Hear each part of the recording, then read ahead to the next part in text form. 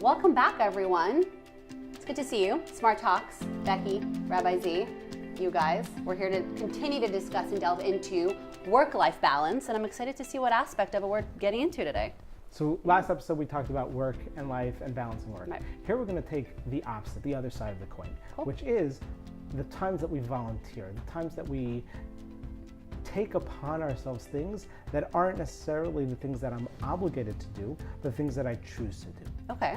And so when it comes to, like, for example, volunteering, so this theme for this in the Mishnah is B'miyot Derech Eretz, which is our communal involvement, our civic involvement, our social involvement. So we have our full-time jobs, we have our family obligations, and then we also have the times that we volunteer and times that we take upon ourselves things that are beyond the scope of what I'm obligated to do. Sure. And so while doing those things are important, they build community, they build a sense of belonging, they build there are things that we are passionate about that we choose to take upon ourselves, whether it's volunteering at a soup kitchen or helping the homeless or volunteering as on a board or for a nonprofit. But balancing how we approach it and how we do it can help us be more effective in creating a work-life balance. How do we do that, Rabbi Z? Because I'm involved in all the things now. Everyone's roped me in, and I love it, and it's social, and it's filling me up in many ways, but I also do worry about, again, tipping into the imbalanced sector. So I think that let's just jump into a couple different tips and Sure. a couple ideas. So one is communicate. Communicate with the organizations or the volunteer opportunities. Tell them what you can do, what you can't do. Be realistic with your time and communicate them. I mean, the first take's communicating internally, right? With like, well, what is that? I think also if it's taking off time from work in order to volunteer, communicate with your boss. Make sure that they're okay with that. If it's taking away time from family to take on volunteer opportunities, communicate. Explain to your family why this is so important to you. And I think that if we are communicating, the people around us will understand it and appreciate it and even support us as we take on those things. That's true. And not just assume that they're like, of course, well, you'll want to volunteer there. I think that we assume often that Right. people understand us. All right, noted. Another thing I think we need to think about is that we can telecommute, in the sense that even if we have meetings, we don't always have to make those meetings in person. We can also do those volunteer opportunities. If we're on a board, if we're scheduling board meetings, we can schedule those board meetings that half of them are in person, half of them are over the phone or via video conference call. Totally. Because we need to value our time, be most efficient with our time. So by using telecommunication and using that technology, we can value the people's time, and so they can achieve their work-life balance. I remember when I was in graduate school, so it took me 45 minutes just to get from the office to work, to school.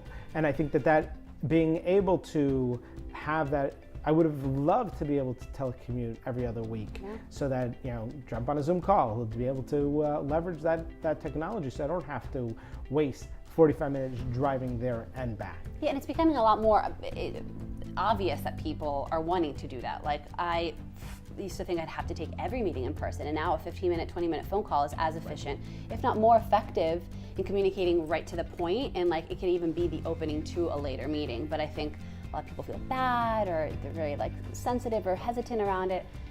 I think now we're in a day and age where like there's so much going on that optimizing our space and time is huge. Right, and I'll often, when I schedule a meeting, happy to meet in person or via video call. Right. And so opening that up so that you're not just asking someone for their time, but you're also validating their time, the value of their time, by saying, oh, I can do this via video. And giving them the opportunity to show up in their pajamas to the Zoom call, which is amazing. Everyone, that's a win-win. Yeah, we should absolutely care about people. I think that people should feel comfortable, and you should be able to prioritize how you do those things. Yeah. And I think that actually ties into our next tip, which is learning to say no.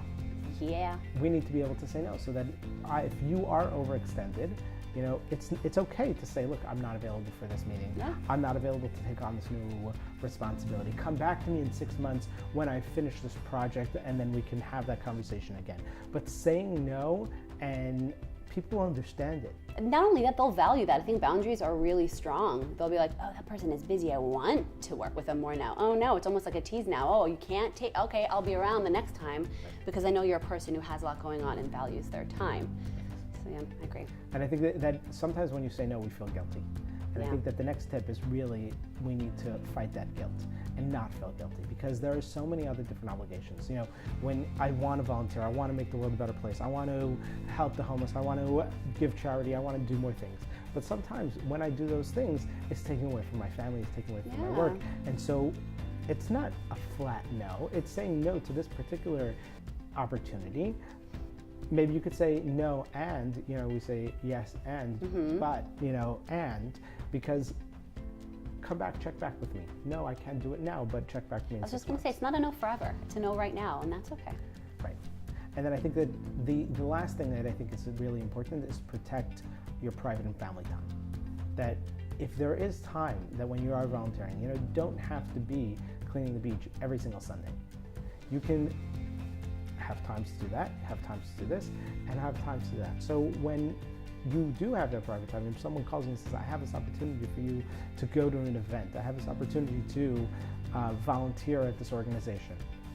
If you are having that relaxed time or your own private time or your family time, protect it. And I think that for me, that's a lesson I need to take, because I need to really, you know, as life gets so busy, I need to focus on the family time, the private time.